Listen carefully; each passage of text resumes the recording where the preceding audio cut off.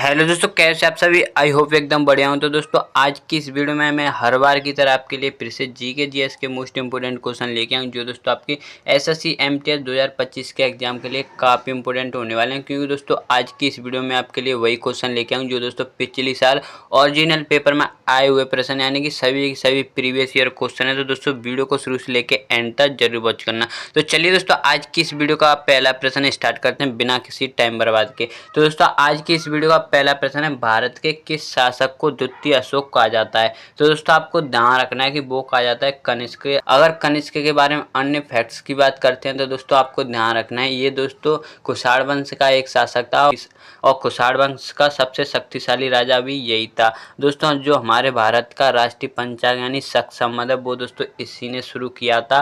और आपको ध्यान रखना है जो कनिष्क है इसी के समय दोस्तों चौथी बौद्ध संगति हुई थी। कहाँ पे हुई थी? तो दोस्तों ये हुई थी कश्मीर में। ये आपको ध्यान रखना है। बात करते हैं कि अशोक, तो दोस्तों अशोक आपको पता ही होगा ये दोस्तों किसके लिए ज़्यादा फेमस है। तो दोस्तों ये शिलालेख और अभिलेखों के लिए ज़्यादा ही फेमस है। और दोस्तों इसकी एक प्रमुख लड़ाई जिसे दोस्तों आपको पता ही होगा कलिंग की लड़ाई है, जिसे दोस्तों 261 ईस्वी पूर्व में लड़ा गया था। ये आपको ध्यान रखना है।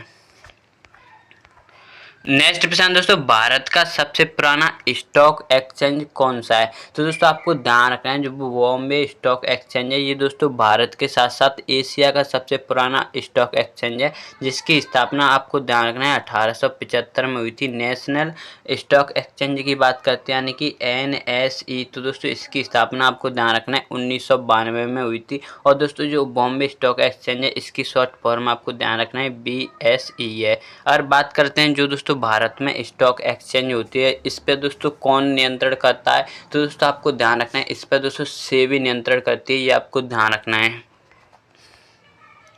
नेक्स्ट प्रश्न दोस्तों, पाइका नृत्य किस राज्य का प्रमुख लोक नृत्य है। तो लोक नृत्य आपको पता ही होगा कि ये है दोस्तों झारखंड का। अगर बात करते हैं कि दोस्तों जो हमारे भारत में शास्त्रीय नृत्य हैं वो कितने हैं, तो दोस्तों आपको पता ही होगा कि वो 8 हैं। अगर बात करते हैं शास्त्रीय नृत्यों का उल्लेख दोस्तों किस ग्रंथ में मिलता है, तो दोस्तों आपको ध्यान रखना है जो भरत मुनि का नाट्य शास्त्र ग्रंथ है दोस्तों उससे सबसे ज्यादा नृत्यों का वर्णन मिलता है। ये आपको ध्यान रखना है।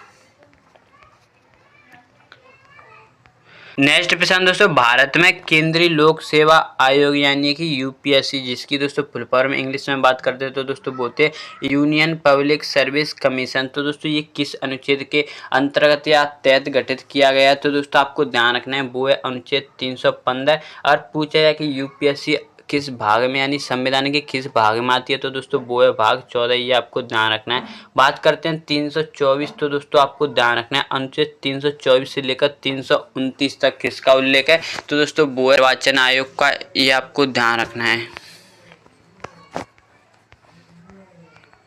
नेक्स्ट प्रश्न दोस्तों, केंद्रीय सतर्कता आयोग यानी कि CVC की स्थापना किस वर्ष की गई थी। तो दोस्तों आपको ध्यान रखना है इसकी स्थापना हुई थी 1964 में। अगर समिति पूछी है तो दोस्तों वो थी के संतानम समिति, जिसकी स्थापना या गठित यानी वो दोस्तों कब गठित हुई थी। तो दोस्तों के संतानम समिति है ये दोस्तों 1962 में गठित हुई थी। ये आपको ध्यान रखना है।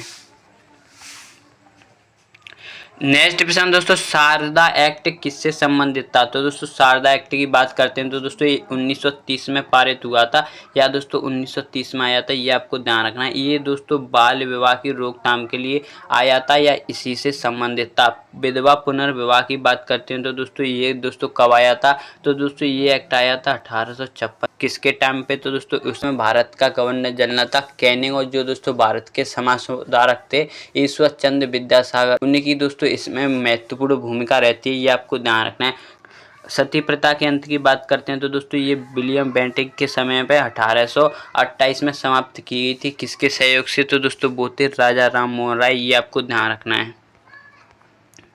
नेक्स्ट प्रश्न दोस्तों, धौलागिरी पर्वत किस देश में स्थित है। तो दोस्तों आपको ध्यान रखना है धौलागिरी पर्वत है ये दोस्तों नेपाल में स्थित है। और दोस्तों जो भारत और दोस्तों जो विश्व की सबसे ऊंची पर्वत चोटी है माउंट एवरेस्ट, वो भी आपको ध्यान रखना है कि नेपाल में ही स्थित है। नेक्स्ट प्रश्न दोस्तों, पेरिस समझौता पर कब हस्ताक्षर हुआ था, यानी कह सकते हो पेरिस जलवायु समझौता है ये दोस्तों इस पर कब हस्ताक्षर हुए थे। तो दोस्तों ये हुए थे 2015 में। ये आपको ध्यान रखना है। नेक्स्ट प्रश्न दोस्तों, नील दर्पण नाटक किसने लिखा था, जिसमें दोस्तों नील किसानों की पीड़ा का वर्णन है। तो दोस्तों आपको ध्यान रखना है, ये नील नाटक नामक दोस्तों जो नाटक है ये दोस्तों दीनबंधु मित्र द्वारा लिखा गया है। अगर बंकिम चंद्र चट्टोपाध्याय जी की बात करते हैं तो दोस्तों इनकी एक पुस्तक है आनंद मठ, जो दोस्तों काफ़ी बार पूछी जाती है। ये क्यों फेमस है, क्योंकि दोस्तों इसी से हमारे भारत का राष्ट्रीय गीत वंदे मातरम लिया गया है। रविंद्रनाथ टैगोर की आपको पता ही होगा कि दोस्तों इनकी एक पुस्तक है गीतांजलि, जिसके लिए दोस्तों इन्हें नोबेल पुरस्कार भी मिला है। नेक्स्ट प्रश्न दोस्तों, भारत में अशोक स्तंभ को राष्ट्रीय प्रतीक कब अपनाया गया? तो दोस्तों आपको ध्यान रखना है, ये अपनाया था 26 जनवरी 1950 को, और 22 जुलाई 1947 को बात करते हैं तो दोस्तों आपको ध्यान रखना है इस समय क्या अपनाया गया था। तो दोस्तों इस समय राष्ट्रीय ध्वज को राष्ट्रीय ध्वज के रूप में अपनाया गया था। नेक्स्ट प्रश्न दोस्तों, राखी गढ़ी किस नदी के किनारे स्थित है? तो दोस्तों आपको ध्यान रखना है, जो राखी गढ़ी है वो दोस्तों भारत में स्थित सिंधु घाटी सभ्यता का सबसे बड़ा स्थल है, जो दोस्तों हरियाणा में, और दोस्तों अब जो लुप्त हो चुकी नदी यानी कि सरस्वती नदी, इसके किनारे ये स्थित था, ये आपको ध्यान रखना है। बात करते हैं घंगर नदी, तो दोस्तों आपको ध्यान रखना है घंगर नदी के किनारे राजस्थान का कालीबंगम स्थल, जो दोस्तों सिंधु घाटी सभ्यता का स्थल था, वो स्थित था, ये आपको ध्यान रखना है। नेक्स्ट प्रश्न दोस्तों, किस शासक ने अल बरूनी को भारत आने के लिए निमंत्रित किया था? तो दोस्तों आपको ध्यान रखना है, वो था दोस्तों महमूद गजनवी। अगर यानी आप कह सकते हैं महमूद गजनवी के समय ही भारत में अल बरूनी आए थे। अगर प्रसिद्ध यात्रियों की बात करते हैं तो दोस्तों जो फायान चीनी यात्री था वो दोस्तों चंद्रगुप्त द्वितीय के समय आया था। वेन सांग था वो दोस्तों हर्षवर्धन के समय आया था। इब्न बतूता जो दोस्तों मोरक्को देश का एक यात्री था, वो दोस्तों मोहम्मद बिन तुगलक के समय आया था। नेक्स्ट प्रश्न दोस्तों, भारतीय संविधान में राज्यसभा में राष्ट्रपति कितने सदस्य को नामित या मनोनीत करते हैं? तो दोस्तों आपको ध्यान रखना है, वो हैं दोस्तों 12 सदस्य दोस्तों, जो अलग अलग क्षेत्र से लिए जाते हैं, यानी कला के क्षेत्र से, खेल के क्षेत्र से, इस तरह से दोस्तों ये लिए जाते हैं। बात करते हैं ये दोस्तों जो मनोनीत किए जाते हैं, इसकी अवधारणा किस देश से ली गई है? तो दोस्तों आपको ध्यान रखना है, वो ली गई है दोस्तों आयरलैंड से।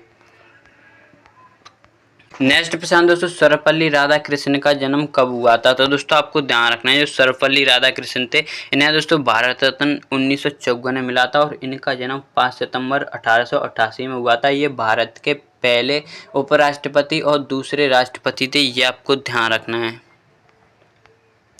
नेक्स्ट प्रश्न दोस्तों, ब्लू वाटर पॉलिसी किस गवर्नर जनरल से संबंधित है? तो दोस्तों आपको ध्यान रखना है, ये दोस्तों फ्रांसिस्को डी अल्मीडा, जो दोस्तों एक पुर्तगाली यानी कह सकते हो भारत में नियुक्त किया गया पहला पुर्तगाली गवर्नर जनरल था, ये आपको ध्यान रखना है। नेक्स्ट प्रश्न दोस्तों, पृथ्वी के वायुमंडल की सबसे महत्वपूर्ण परत कौन सी है? तो दोस्तों आपको ध्यान रखना है, वो है क्षोभमंडल, क्योंकि जो दोस्तों सभी मौसमी घटनाएं वो दोस्तों इसी परत में होती हैं, इसीलिए दोस्तों ये ज़्यादा इम्पोर्टेंट या महत्वपूर्ण है।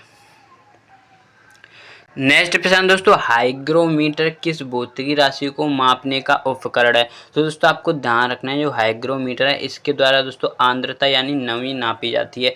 थर्मामीटर आपको पता ही होगा कि दोस्तों जो तापमान नापता है, और दोस्तों जो वायु दाब मापता है वो है दोस्तों बैरोमीटर, ये आपको ध्यान रखना है।